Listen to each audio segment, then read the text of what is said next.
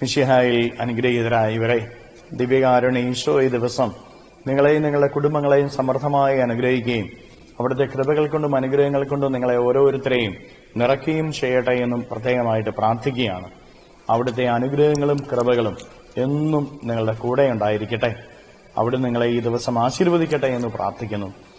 വിശുദ്ധ മത്തായിയുടെ സുവിശേഷത്തിന്റെ 10-ാമത്തെ അധ്യായത്തിന്റെ 8-ാം തിരുവചനത്തില് നമ്മൾ വായിക്കുകയാണ്, ദാനമായി നിങ്ങൾക്ക് കിട്ടി, ദാനമായി തന്നെ കൊടുക്കുവിനെന്ന്. പ്രിയപ്പെട്ട ദൈവമക്കളെ, നമ്മുടെ ജീവിതത്തിൽ ദൈവം ഒത്തിരിയേറെ അനുഗ്രഹങ്ങൾ വർഷിച്ചിട്ടുണ്ട്. നമ്മുടെ ജീവിതം തന്നെ ദൈവത്തിന്റെ ദാനമാണ്. നമ്മുടെ കഴിവുകൾ ദൈവത്തിന്റെ ദാനമാണ്. നമ്മൾ ഉണ്ടാക്കുന്ന എല്ലാം അത് ദൈവത്തിന്റെ ദാനമാണ്. നീ പണം സമ്പാദിക്കുന്നത് എങ്ങനെയാണ്? ദൈവം നിനക്ക് തന്ന കഴിവ് ഉപയോഗിച്ചുകൊണ്ടല്ലേ. നീ നിന്റെ ജീവിതത്തിന്റെ സൗകര്യങ്ങൾ ഉണ്ടാക്കുന്നത് എങ്ങനെയാ? വീടുണ്ടാക്കുന്നത് എങ്ങനെയാ? നീ ഓരോ കാര്യങ്ങളും ചെയ്യുന്നത് എങ്ങനെയാ? ദൈവം തന്ന കഴിവ് ഉപയോഗിച്ചല്ലേ. ദൈവം തന്ന കഴിവ് ഉപയോഗിച്ചുകൊണ്ടാണ് നീ നിന്റെ ജീവിതത്തിലെല്ലാം നേടുന്നതെങ്കിൽ, പ്രിയപ്പെട്ട ദൈവമക്കളെ, നിനക്ക് ദാനമായി കിട്ടിയതല്ല. നിനക്ക് കിട്ടിയതിന്റെ ഒരംശം നീ ദാനമായി മറ്റുള്ളവർക്ക് കൊടുക്കണം. അത് സമ്പത്തായാലും ശരി, സൗകര്യങ്ങളായാലും ശരി, നിന്റെ ജീവിതത്തിൽ എന്ത് നിന്റെ ഉപയോഗത്തിനപ്പുറത്തുണ്ടോ അത് നിന്റെ പ്രാർത്ഥന, നിന്റെ സ്നേഹം, നിന്റെ കരുതല് അത് മറ്റുള്ളവർക്ക് നീ കൊടുക്കണം. എല്ലാ ദിവസവും മറ്റുള്ളവർക്ക് വേണ്ടി പ്രാർത്ഥിക്കാൻ നിനക്ക് കടമയുണ്ട്.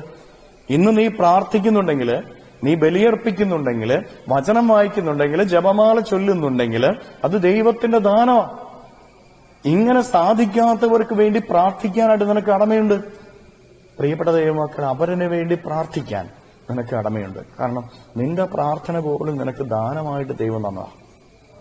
അതുപോലെ തന്നെ നിന്റെ സമ്പത്ത്, നിന്റെ സൗകര്യങ്ങള്, നിന്റെ കരുതല്, സ്നേഹം, നിന്റെ കഴിവ് അത് മറ്റുള്ളവർക്ക് കൂടെ ദാനമായിട്ട് കൊടുക്കാനായിട്ട് നിനക്ക് സാധിക്കണമെന്ന് ഈശോനാഥൻ പഠിപ്പിക്കുക. എങ്കിലേ വീണ്ടും നിനക്ക് ദൈവത്തിൽ നിന്ന് ആഗ്രഹിക്കാനായിട്ട് സാധിക്കുകയുള്ളൂ. എവിടെയോ വായിച്ചു കേട്ടിട്ടുണ്ട്, നദിയായി ജീവിക്കുക, തടാകമായി മാറരുതെന്ന്. നദിയുടെ പ്രത്യേകത എന്താ? എപ്പോഴും ഒഴുകിക്കൊണ്ടിരിക്കും.